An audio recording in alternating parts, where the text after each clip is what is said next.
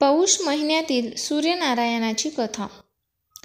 रविवारच्या उपवासाच्या आख्यायिकेनुसार प्राचीन काळी एक वृद्ध स्त्री राहत होती. ती नियमितपणे रविवारी उपवास करत असे.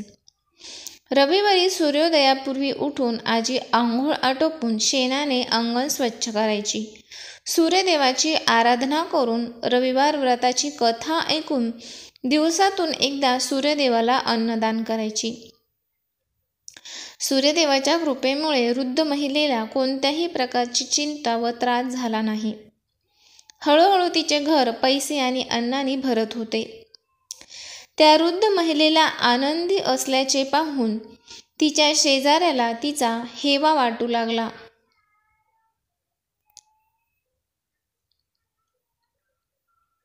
म्हातारीने गाय पाळली नाही, त्यामुळे ती शेजारच्या अंगणातून शेण घेऊन येत असे. काही विचार करून शेजाऱ्याने आपली गाय घरात बांधली. रविवारी शेणखत न मिळाल्याने वृद्ध महिलेला अंगण सारवता येत नव्हते. अंगण सारवले नाही म्हणून त्या वृद्ध महिलेने सूर्यदेवाला भोग अर्पण केले नाहीत आणि त्या दिवशी अन्नही घेतले नाही. सूर्यास्ताच्या वेळी वृद्ध स्त्री भुकेने आणि तहानेने झोपी गेली. सकाळी सूर्योदयापूर्वी म्हातारीने डोळे उघडले तेव्हा तिच्या घराच्या अंगणात सुंदर गाय आणि वासरू पाहून आश्चर्य वाटले. गायीला अंगणात बांधून पटकन चारा आणून चारा दिला. शेजाऱ्याने त्या वृद्ध महिलेच्या अंगणात सुंदर गाय आणि वासरू बांधलेले पाहिले तेव्हा ती त्याच्यावर जळू लागली. मग गायीने सोन्याचे शेण केले. शेणखत बघून शेजाऱ्याचे डोळे पाणावले. शेजाऱ्याला ती म्हातारी आजूबाजूला दिसली नाही. हे बघून त्याने लगेच ते शेण उचलले आणि आपल्या घरी नेले आणि तिचे शेण तेथेच ठेवले.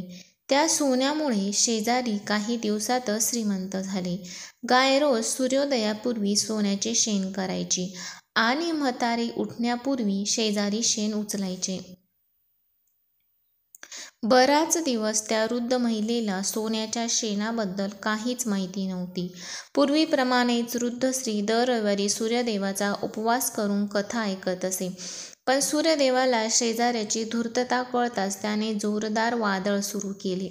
वादळ पाहून वृद्ध महिलेने गाय घरात बांधली. सकाळी उठून वृद्ध महिलेने सोन्याचे शेण पाहिले. तिला खूप आश्चर्य वाटले. त्या दिवसानंतर वृद्ध महिलेने गाय घरात बांधण्यास सुरुवात केली. सोन्याच्या शेणाने म्हातारी काही दिवसातच खूप श्रीमंत झाली. त्या वृद्ध स्त्रीच्या श्रीमंतीमुळे शेजारी भस्मसात झाली आणि तिच्या नवऱ्याची समजूत घालून तिने त्याला नगरच्या राजाकडे पाठवले. सुंदर गाय पाहून राजाला खूप आनंद झाला. सकाळी जेव्हा राजाने सोन्याचे शेण पाहिले तेव्हा त्याच्या आश्चर्याची सीमा राहिली नाही. दुसरीकडे सूर्यदेवाला एका भुकेल्या आणि तहानलेल्या वृद्ध स्त्रीला या प्रकारे प्रार्थना करताना पाहून खूप दया आली. त्याच रात्री सूर्यदेव राजाला स्वप्नात म्हणाले, राजन, म्हातारीची गाय आणि वासरू त्वरित परत कर, नाहीतर तुझ्यावर संकटांचा डोंगर कोसळेल, तुझा राजवाडा उद्ध्वस्त होईल. सूर्यदेवाच्या स्वप्नाने भयभीत झालेल्या राजाने सकाळी उठल्याबरोबर गाय आणि वासरू त्या वृद्ध महिलेकडे परत केले. राजाने वृद्ध महिलेला तिच्या चुकीबद्दल खूप पैसे देऊन माफी मागितली. राजाने शेजारी आणि तिच्या पतीला त्यांच्या दुष्टपणाबद्दल शिक्षा केली. मग राजाने संपूर्ण राज्यात घोषणा केली की सर्व स्त्री पुरुषांनी रविवारी उपवास करावा. रविवारी उपवास केल्याने सर्व लोकांची घरे ऐश्वर्याने भरून गेली. राज्यात सर्वत्र समृद्धी आली. स्त्री पुरुष सुखी जीवन जगू लागले आणि सर्व लोकांचे शारीरिक कष्टही दूर झाले.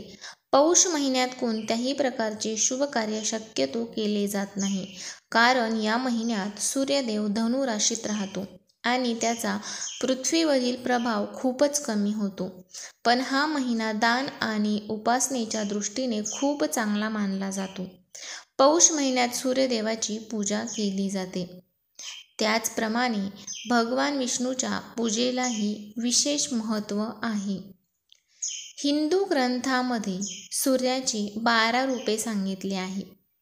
प्रत्येक उपासना वेगवेगळे परिणाम देते. पौष महिन्यात सूर्यदेवतेची पूजा करण्याचा नियम आहे. ऐश्वर्य, धर्म, कीर्ती, ज्ञान आणि वैराग्य यांनी परिपूर्ण असलेल्या सूर्यदेवाचे भगरूप हे परब्रह्म स्वरूप मानले जाते. जर तुम्ही नियमितपणे वेळ काढू शकत नसाल तर किमान या महिन्याच्या रविवारी काहीतरी काम करा. रविवार हा सूर्यदेवाला समर्पित मानला जातो. रविवारी अशा प्रकारे सूर्यदेवाची पूजा करा.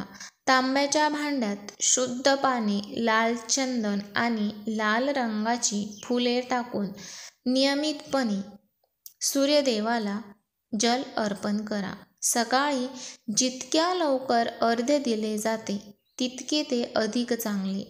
त्यामुळे कोणत्याही परिस्थितीत सकाळी 9 वाजेपर्यंत अर्घ्य द्यावे. काही वेळ गायत्री मंत्राचा जप करा. गायत्री मातेचा जप केल्याने कुंडतील सूर्याची स्थिती मजबूत होते असे म्हटले जाते. याशिवाय तुम्ही सूर्य गायत्री मंत्र ओम भास्कराय पुत्र देही महातेजसे धीमहि तन्नो सूर्य प्रचोदयात या मंत्राचा जप करू शकता. या दिवशी स्नान करताना पाण्यात थोडे गंगेचे पाणी मिसळावे आणि नंतर श्री नारायणाचे नामस्मरण करून स्नान करावे. याशिवाय गूळ, लाल मसूर, तांबे, तीळ इत्यादींचे दान करा. लाल रंगाचे कपडे गरजूंना दान करा.